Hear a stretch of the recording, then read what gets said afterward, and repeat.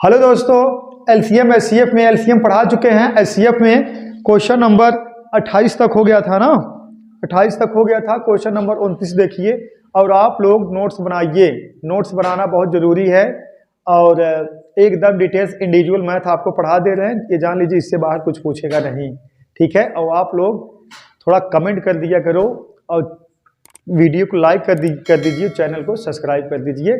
तब जो है आपको डेली जो वीडियो पड़ेगा दोस्तों, डेली मिलता जाएगा। आप लोग नोट्स बना लीजिए। ये जान लीजिए फ्री ऑफ कॉस्ट आपको पढ़ा दिया जा रहा है, एकदम फ्री ऑफ कॉस्ट, एकदम जीरो लेवल से एकदम पूरा 100 तक हम पहुंचाते हैं। अब इसके अंतर्गत कौन सा एग्जाम देना है वहां तक आप पढ़ लीजिए, जो भी चाहे जो भी एग्जाम दीजिए, ठीक है दोस्तों। और उसके बाद एसएससी जीडी का स्पेशल प्रैक्टिस सेट लेकर आ गए हैं, जिसमें मैथ और रीजनिंग दोनों प्रैक्टिस करा रहे हैं दोस्तों। आप लोग देखिए, प्रैक्टिस करा रहे हैं और देखिए डिटेल्स एकदम पढ़ा देंगे। प्रैक्टिस करा रहे हैं, हाँ, खूब क्वेश्चन वही उठाते हैं, प्रैक्टिस कराते हैं। जो एग्जाम दृष्टि इंपॉर्टेंट रहे वही पूछ ले, ठीक है दोस्तों।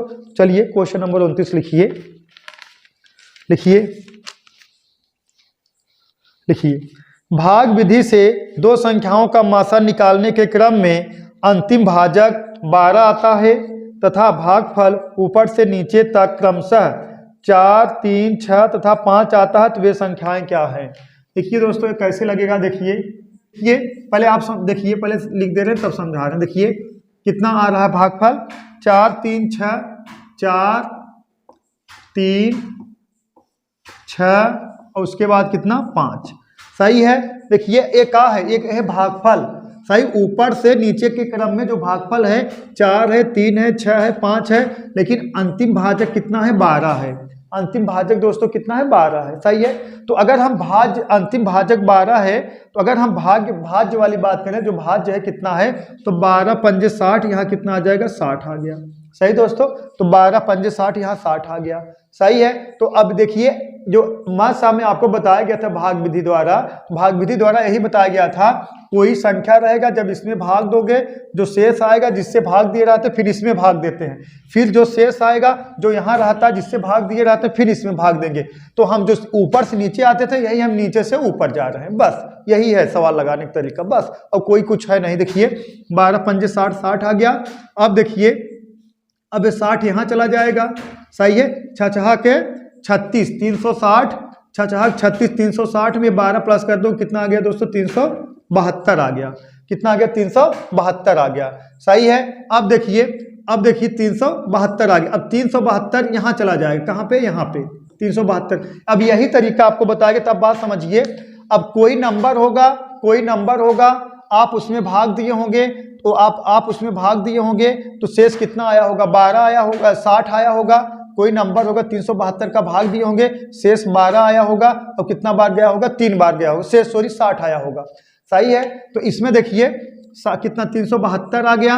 अब 372 गुणे अगर 3 कर दोगे, 372 गुणे 3 कर दोगे तो आएगा उसमें 60 जोड़ दोगे, कितना 1176 आ गया दोस्तों, 1176। तो अब देखिए 1176 यहाँ चला जाएगा, 1176 यहाँ चला जाएगा। अब 1176 गुणे 4 कर दोगे और प्लस 372 जोड़ दोगे तो 50 और 76 आ गया दोस्तों, कितना 50, 76 आ जाएगा, कितना दोस्तों 50, 76 आ जाएगा।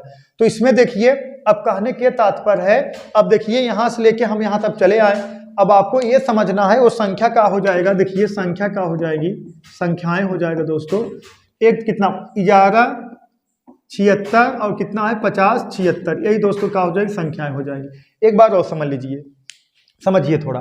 जैसे देखिए देखिए आपको ये पूछ लिया गया है, देखिए ऐसे पूछ लिया गया है, देखिए 1176 और 50, 76 का मासा ज्ञात करें। अब देखिए 1176 का इसमें भाग दिए हैं, सही है, कितना बार गया, 4 बार गया है, शेष कितना बचा, 272, सही है, शेष कितना बचा, 272। अब जिससे भाग दिए वो यहाँ चला आएगा।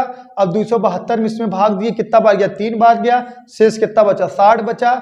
अब 272 यहाँ चला आ जाएगा, देखिए ना, और 60 में इसमें भाग दोगे 6 बार जाएगा, शेष बचा 12, 60 यहाँ चला आएगा। अब 12 पंजे 60 कट गया, सही है। तो यही हम वहाँ आने के बजाय हम यहाँ चल रहे थे नीचे से, समझिए। देखिए 12 पंजे 60 आ गया, 60 यहाँ चला गया, यहाँ 6 6 36 360 और प्लस जो शेष बचा था 12 372 आ गया। सही है। अब 372 यहाँ चला गया, 372 गुणे 3 और प्लस 60 कर दो 1176 आ गया। सही है दोस्तों। 1176 यहाँ चला गया, 1176 गुणे 4 और प्लस कितना 372 कर दो 5076 आ जाएगा। तो वो संख्याएं कितना है 1176 प्लस 5076, वो संख्याएं हो गया दोस्तों। नोट कर लीजिए और आप लोग जुड़े रहिए इसी तरह से सुपर वाईफाई क्लासेज से। चलिए दोस्तों नेक्स्ट क्वेश्चन देखिए भैया। नेक्स्ट लिखिए, दो संख्याओं के भाग विधि द्वारा मासा निकालने के क्रम में दूसरा भाजक 105 है तथा भागफल क्रमशः 6, 3 तथा 7 है, तो उन संख्याओं का मासा क्या तथा उसमें से बड़ी संख्या क्या है। उन संख्याओं का मासा क्या होगा तथा बड़ी संख्या पूछा गया है। तो ऐसे सेम टू सेम ऐसे लगेगा, 3 संख्या है ना 3 बार, तो इनका जो भागफल है 6 है, 3 है और 7 है। सही है। 6 है, 3 है और 7 है। तो दूसरा भाजक कितना 105 है। दूसरा भाजक 105 है। देखिए दोस्तों दूसरा भाजक 105 है, तो जब जो संख्या यहाँ भाग दी जाती है, जिसमें इसमें भाग दोगे तो कहाँ आई जाती है, यहीं आई जाता है। सही है, बात समझ रहे हो ना। जो संख्या से आप यहाँ भाग दोगे, सही है, जो शेष आएगा तो यहाँ आता है, और लेकिन जो संख्या से इसमें भाग दोगे फिर ये यहाँ आएगा, उसमें भाग देंगे तो यहाँ का आएगा, यहाँ आएगा का 15 7 105, 15 7 105, देखा 15 आएगा। सही है ना। देखा 15 गुणे 7 करोगे तो 105 आएगा। सहमत हो कि नहीं। 15 गुणे 7 करोगे 105 आएगा, तब 105 उठ के यहाँ चला जाएगा। दूसरा भाजक 105 है कहा गया, तो दूसरा भाजक 105 हो गया। सही दोस्तों। अब इसका गुणा इसमें करा दो, 15 गुणे 105 गुणे 3 कराओगे 315 प्लस 15 जोड़ दोगे तो 330 आ गया। सही दोस्तों। अब 330 यहाँ चला आएगा, 330। सही है। अब 330 गुणे 6 कर दोगे अब 105 जोड़ दोगे तो 2085 आ जाएगा। तो क्या पूछा गया है, पहला पूछा गया है मासा क्या है, एसएफ इसका होगा दोस्तों 15। एसएफ कितना आ गया 15। तो बड़ी संख्या क्या है, बड़ी संख्या क्या है, बड़ी संख्या हो जाएगा 2085। सही दोस्तों। बड़ी संख्या 2085 है, छोटी संख्या कितना है 330 है। छोटी संख्या 330 है, बड़ी संख्या 2085 है, और इसका एचसीएफ कितना है दोस्तों 15 है। ठीक है दोस्तों, नोट करिए। जो चीजें ना समझ में आए आप लोग कमेंट बॉक्स कमेंट करिएगा, और वीडियो को लाइक जरूर करिए, शेयर करिए, चैनल को सब्सक्राइब करिए, हमारा दोस्तों रिक्वेस्ट है आपसे। ठीक है दोस्तों। चलिए दोस्तों नेक्स्ट क्वेश्चन देखिए। अभाज्य गुणनखंड विधि द्वारा 3 संख्याओं का मासा ज्ञात करने पर उभयनिष्ठ गुणनखंड 2, 3, 5 और 7 प्राप्त हो रहे हैं, और अंतिम भागफल के मान क्रमशः 3, 2 और 4 प्राप्त हो रहे हैं, तो सबसे छोटी संख्या का मान बताइए। सबसे छोटी संख्या का मान बताइए। तो चलिए देखिए दोस्तों, सबसे छोटी संख्या का मान बताना है। देखिए इसको ऐसे लगाइए। देखिए इसमें कहा गया है देखिए इनका मासा जो उभयनिष्ठ गुणनखंड है 2, 3, 5 और 7 है। देखिए 2, 3, 5 और 7 है। अब अंतिम भाग देखिए, अंतिम भाजक 3, 2, 4 है। सही है। देखिए अब देखिए अब संख्याएं कितना है दोस्तों, 3 संख्याएं हैं। मान ले देखा संख्याएं कहाँ है, देखिए A B C, फिर देखिए D E F G H I J K L। सही दोस्तों, सही है। तो इसमें जो है ना, जो अगली बार लगा था तो वो लग जाएगा ना, वो लग जाएगा, आपको पता चल जाएगा वो कौन सा संख्या। लेकिन इसमें पूछा गया छोटी संख्या कौन सी है, छोटी संख्या निकालना है। तो छोटी संख्या निकालने के लिए आप यही तरीका अपनाना पड़ेगा। ठीक है। और कहा ऐसे जब हम निकाल ले तब गड़बड़ हो जाएगा मैटर। और चला हम मानत है कि जो इसके पहले जो विधि बताए थे उससे निकलेगा का, उससे तो नहीं निकलेगा शायद। सही है दोस्तों, उससे नहीं निकलेगा। आपको यही तरीका अपनाना पड़ेगा, यही तकरीब अपनाना पड़ेगा। और जो इसके पहले वाला क्वेश्चन था उसमें तो अंतिम भागफल दिया था, सही है। और अंतिम भाजक भी दिया था और भागफल भी दिया था। इसमें देखिए, इसमें क्या है, भाजक दिया है और अंतिम भागफल दिया है ना, सही है। भागफल का मान दिया 3, 2, 4 और वो भाजक है, भाजक है, सही दोस्तों। तो देखिए इसमें सबसे छोटी संख्या का मान कहा गया, सबसे छोटी संख्या का है 2 है आपका, सबसे छोटी संख्या 2 है, सही दोस्तों। तो अगर हम के बराबर निकालेंगे, तो का हो जाएगा 7 दूना 14, ऐसे देखिए 7 गुणे 2, 7 दूना 14, सही है। अब के बजाय एच पा जाइए, एच पे, तो अब एच का मान कितना हो जाएगा दोस्तों, देखिए 7 दूना 14, देखिए 5 गुणे 14, 14 25 70, आप आ गए कहाँ, एच पे आ गए। अब आ जाइए ई पर दोस्तों, ई पर आ जाइए, कितना है 3 गुणे 70, 7 21 210। अब आ जाइए दोस्तों बी पर, बी कितना है 2 है, 2 गुणे कितना 210, कितना आ जाएगा बोलो, 21 दूना 42, 420। सबसे छोटी संख्या का मान का है 420 है।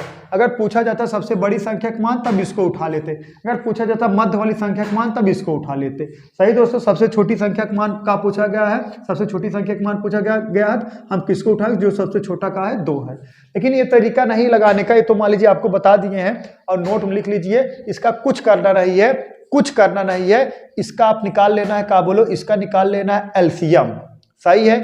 इसका एलसीएम निकाल लोगे तो कितना आ जाएगा दोस्तों, देखिए इसका एलसीएम आ जाएगा, देखिए 3 दूना 6 3 18, नहीं 3 दूना 6 पंजे 30 ना, और 30 और 30 सते 7 3 210, इसका एलसीएम हो जाएगा कितना, एलसीएम 210, सही दोस्तों।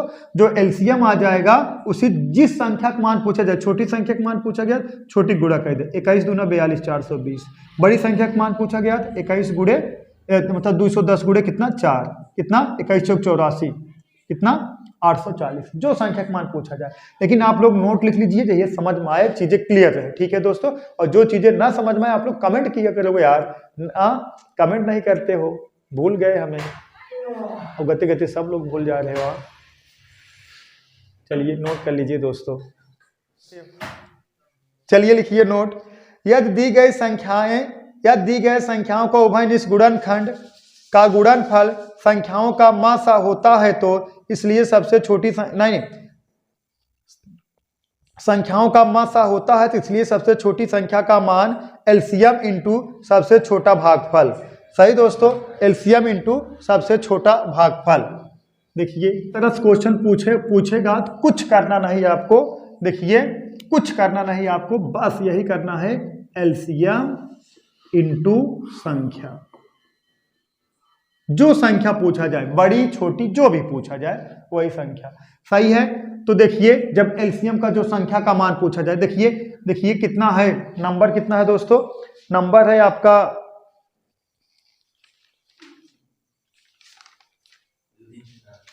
कितना, देखिए 2 3 6 7। अब इसका एलसीएम ले लो दोस्तों, इसका एलसीएम आ गया कितना 210। तो सबसे छोटी संख्या, देखिए छोटी संख्या लिख दे, छोटी संख्या 210 इंटू, और जो संख्या था 3 था 2 था और 4 था, तो छोटी संख्या क्या है आपका 2 है, इंटू कितना 2, कितना आ गया बोलो, 21 दूना 42 420।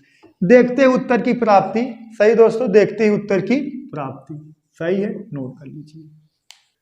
चलिए दोस्तों नेक्स्ट क्वेश्चन लिखिए भैया, नेक्स्ट लिखिए और समझिए, लिखिए 3 संख्याओं का मासा ज्ञात करने पर उभयनिष्ठ गुणनखंड 7 11 और 13 प्राप्त होता है और अंतिम भागफल क्रमशः 3 4 5 प्राप्त होता है।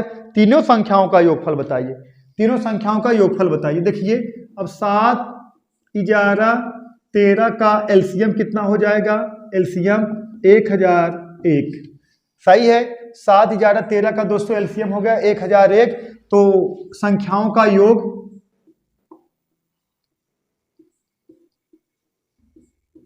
संख्याओं का योगफल का हो जाएगा।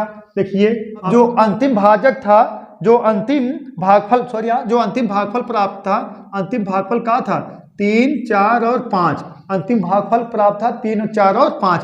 अगर पूछा जाता सबसे छोटी संख्या 3 की गुणा 1001 में करा देते। अगर पूछा जाता सबसे बड़ी संख्या तो 1001 का गुणा 5 में करा देते। लेकिन पूछा गया कहा संख्याओं का योगफल, मतलब सभी संख्याओं को बताना है, तीनों को बताना है। तो क्या करना है, 1001 गुणे कितना 3 प्लस 1001 गुणे कितना 4 प्लस 1001 गुणे कितना 5। सही है बालक। अब 1001 कुल सब में है तो 1001 हम कॉमन ले लेंगे। अब कोष्टक में बचा कितना बोलो, 3 प्लस 4 प्लस 5 बचा। सही है। तो 4 3 7 5 12, तो क्या हो जाएगा 1001 इंटू कितना 12, गुणा करा दोगे तो 12 0 12, यही इनका योग हो जाएगा दोस्तों। समझ में आया? या तो अलग अलग गुणा करा जोड़ दीजिए। लेकिन आप लोग मैथ के छात्र हो, मैथ के छात्र जो है बहुत अच्छे होते हैं, सही, बहुत माइंडेड होते हैं। सही है दोस्तों, नोट करिए। और जो चीज़ें ना समझ में आए आप लोग कमेंट बॉक्स कमेंट करिए, नहीं तो हमारा मोबाइल नंबर ले लीजिए दोस्तों, 7275709925। सही है। अब ये नहीं कहेंगे कि हमेशा चालू रहता है, एक नंबर है चालू रहने के लिए है ना। चलिए नोट कर लीजिए। चलिए दोस्तों नेक्स्ट क्वेश्चन देखिए भाई है। नेक्स्ट लिखिए, तीन संख्याओं का मासा 72 है। 3 संख्याओं का मासा 72 है। यदि उन संख्याओं का मासा अभाज्य गुणनखंड विधि से ज्ञात किया जाए तो उभयनिष्ठ पदों में से एक पद द्विघाते 3 है, अन्य उभयनिष्ठ पद क्या है? एक पद द्विघाते 3 है, अन्य उभयनिष्ठ पद क्या है? तो ऑप्शन देखिए है, तो देखिए 72 को आप कैसे लिख सकते हो? एक पद कितना है, द्विघाते 3 है। हाँ, एक पद द्विघाते 3 है, तो दूसरा पद का होगा दोस्तों। तो देखिए द्विघाते 3 का मतलब क्या है बोलो, तो इसको द्विघाते 3 का मतलब है, देखिए 72 को आप लिख सकते हो, देखा 8 गुणे 9, सही है। तो देखिए 72 बराबर एक पद कितना है, द्विघाते 3। द्विघाते 3 का मतलब यही 8 हो गया, 2 दूना 4 दूना 8, सही है। 2 दूना 4 दूना 8, ये 8 हो गया। अब दूसरा पद कितना हो जाएगा, 3 घाते 2, सही, 3 त्रिक का 9। समझ पा रहे हो नहीं? 2 दूना 4 दूना 8, ये 8 हो गया, 3 त्रिक का 9, ये 9 हो गया, 8 9 72। तो एक पद आपको दे दिया गया, एक पद कितना द्विघाते 3 है, तो दूसरा पद कितना है, 3 घाते 2 है। तो ऑप्शन नंबर ए दोस्तों सही है। ऐसे उत्तर प्रदेश पुलिस ने क्वेश्चन पूछा था एक। सही है दोस्तों, नोट करिए। और जो चीजें न समझ में आए आप लोग कमेंट बॉक्स में कमेंट किया करो यार, नहीं तो कॉल करिए, रात 2 बजे फोन लगाओगे तो भी उठाएंगे। ठीक है दोस्तों, नोट कर लीजिए। चलो दोस्तों नेक्स्ट क्वेश्चन देखिए भैया। नेक्स्ट, क्या 200 को ऐसे 2 भागों में बांटा जा सकता है जिसका मासा 12 हो? यदि नहीं है तो कारण बताओ। सही दोस्तों, देखिए कहा 200 के ऐसे 2 भागों में बांटा जाए जिसका मासा कितना हो, 12 हो। सही दोस्तों, 12 हो। तो देखिए ऑप्शन लिख दिए हैं, ऑप्शन भी वहां पे देख लीजिए। देखिए 12x प्लस 12x बराबर कितने के बोलो, बराबर कितने के, 200 के। सही है ना, 200 के। ऐसे कहा गया है ना, ऐसे 2 भागों में बांटा जाए जिनका मासा कितना हो, 12 हो। तो देखिए जिनका मासा कितना हो, 12 हो, 12x 2 भागों में बांटना है ना, x y मान लेता, एक y मान लो, 12x। देखिए अब सही है। देखिए 200 को ऐसे 2 भागों में बांटा जाए जिनका मासा 12 हो, तो एक संख्या हम मान लेते हैं x, दूसरी संख्या y, तो 12x 12y। सही दोस्तों, समझ में आया? 200 को ऐसे 2 भागों में बांटा जाए जिनका मासा 12 हो, तो एक संख्या हम मानते हैं x हो, एक संख्या y हो। तो देखा 12x 12y, तो 12x प्लस 12y बराबर 200, तो x प्लस y बराबर कितने के, 200/12 के, 200/12 के। अब मासा तभी होगा जब ये 12 पूरा 200 में डिवाइड होगा, क्योंकि मासा संख्या वही निकलता, वह मासा का मतलब क्या है, वह बड़ी से बड़ी संख्या जो संख्या है उसमें डिवाइड कर जाए। अब 12 जब इसमें 200 में डिवाइड होगा तभी ना आप मतलब तय कर सकते हैं, तभी ना बांट सकते हैं। मतलब 200 को 2 भागों में ऐसा बांटा जाए कि उसका मासा 12 है। तो देखिए अब मान लीजिए का 100 मतलब अगर एक संख्या माना था आप, x 102 मानता है, y के 198, सॉरी यहाँ 98 मानता है, का ये 12 से डिवाइड है, नहीं डिवाइड है, ये भी 12 से नहीं डिवाइड है। सही है। देखिए एक संख्या 120 माना था, 80, ए वाला 12 से डिवाइड है, लेकिन ए तो 12 से नहीं डिवाइड है। मासा मतलब क्या है, वह बड़ी वो संख्या जो 12 से दोनों डिवाइड होगा वही मासा माना जाएगा। मासा तभी 12 होगा, मासा तभी 12 होगा 120 180 का, तभी जब 12 से दोनों डिवाइड हो जाए। ए भी नहीं डिवाइड है, ए देखिए 12 8 96 डिवाइड है, लेकिन 104 नहीं डिवाइड है, तो बांट नहीं सकते, यही आंसर होगा डी वाला, बांट नहीं सकते दोस्तों। ठीक है, नोट कर लीजिए, जो चीज ना समझ में आप लोग कमेंट करिए फटाफट। बैठे हैं हमारे पंकज सर देखने के लिए। चलिए दोस्तों, नेक्स्ट क्वेश्चन देखिए, दो संख्याओं का मासा 13 है और लसा 455 है। सही दोस्तों, दो संख्याओं का मासा 13 है और लसा 455 है। यदि इनमें से एक संख्या 75 और 125 के बीच स्थित हो तो वह संख्या ज्ञात कीजिए। उसमें से एक संख्या उसमें से एक संख्या 75 और 125 के बीच स्थित है तो वह संख्या ज्ञात कीजिए। सही दोस्तों, अब देखिए उनका मासा दिया गया है 13, संख्याओं का मासा कितना 13। देखिए पहली संख्या का मासा 13 है तो इसको लिख सकते हो कितना 13x। दूसरी भी संख्या का मासा कितना है 13 है तो इसको लिख सकते हो दूसरी संख्या कितना 13y। सही दोस्तों, अब देखिए 13x 13y का अगर हम एलसीएम निकाल लेंगे तो कितना आ जाएगा 13xy। सही दोस्तों, 13xy सही है। देखिए दो संख्याओं का मासा कितना है 13 है, तो पहली संख्या 13x, दूसरी संख्या 13y हो गया, लेकिन इसका लसा दे दिया गया, एलसीएम दे दिए कितना 455 ना, हाँ 455 दे दिया गया है। अब लेकिन एक 13x 13y का एलसीएम निकालोगे 13xy, तो देखिए 13xy बराबर 455 के, तो दोस्तों x इंटू वाई बराबर कितना आ जाएगा, भाग दे दोगे आ जाएगा कितना 35। सही है 35 ना, देखिए 35। अब देखिए 35 का सहभाज्य जोड़ा निकालना है। देखिए 35 का सहअभाज्य जोड़ा। अब 35 का सहअभाज्य जोड़ा का मतलब होता है संख्या का रहना चाहिए, अभाज्य रहना चाहिए। अब सहअभाज्य मतलब का, जैसे सहअभाज्य का मतलब दो जोड़े, जैसे कह दिए जाए 35 को अगर सहअभाज्य जोड़े एक हो जाएगा, एक 35 हो जाएगा। देखिए 35 करना 35 क्योंकि गुणनखंड है ना, गुणनखंड है। देखिए x इंटू वाई, तो देखिए x इंटू वाई, तो 35 करना 35 एक हो जाएगा, 5 और 7 हो जाएगा, 7 हो जाएगा 35। और सहअभाज्य है, देखिए सहअभाज्य है। सहअभाज्य होने के लिए संख्या भाज्य होना जरूरी नहीं है। जैसे हम कह दें 2 और 11, ये दोनों सहअभाज्य हैं। सहअभाज्य होने के लिए संख्या भाज्य होना जरूरी नहीं है, सहअभाज्य होने के लिए संख्या अभाज्य होना जरूरी नहीं है। सही दोस्तों, तो देखिए अब देखिए 3 35 का सहअभाज्य जोड़े कितना निकले, एक जोड़ा 2 जोड़ा। देखिए यहाँ गुणन है ना, गुणन x इंटू वाई बराबर कितना आया है 35 आया है। तो देखिए x अगर एक माना था, y 35 माना था, 35 का नाम 35, अगर x के कितना माना था, देखिए x और y अगर मान लीजिए x माना था 5 और y माना था 7, 7 बचे 35 और सहअभाज्य जोड़े हैं, सहअभाज्य मतलब अभाज्य होना चाहिए, सहअभाज्य। सही दोस्तों, अब देखिए आपको कहा गया है किसके किसके बीच में रहना चाहिए, और संख्या 75 और 125 के बीच में रहना चाहिए, 75 और 125 के बीच में रहना चाहिए। देखिए 75 और 125 के बीच में दोस्तों वह संख्या का रहना चाहिए, तो संख्या का होगी। तो देखिए अगर इसमें हम 13 से गुणा कराएंगे, 13 से गुणा कराएंगे तो कितना हो जाएगा, 13 का नाम 13, तो किससे वो 75 से कम ही है। सही है, अब इसमें अगर हम 13 से गुणा कराएंगे तो देखिए 13 गुणे 1 13 आएगा, 75 से कम है 13, 35 गुणे अगर 13 कराओगे तो एक देखिए 125 कई गुना ज्यादा निकल जाए, है कि नहीं, ज्यादा निकल जाएगा, इसको छोड़ दीजिए। अब देखिए 5 गुणे 13 कराओगे, 13 पचे 65, 75 से कम है। अगर 7 गुणे 13 कराओगे 13 सते 91। सही है, तो वह संख्या क्या हो जाएगी दोस्तों, संख्या बराबर 7 गुणे 13, 13 सते 91, वह संख्या का है 91 जो 75 और 125 के मध्य है। देखिए इसमें गुणा कराओ 13 आ रहा है, 75 से कम ही बा, 35 गुणे 13 कर देंगे 125 से ज्यादा निकल जाएगा, 5 गुणे 13 करो 65 आएगा, 75 से कम है, 7 गुणे 13 करो 13 सते 91, देखिए 13 सते 91 75 और 125 से मध्य में है, तो का संख्या होगा 91। ठीक है दोस्तों, नोट करिए फटाफट।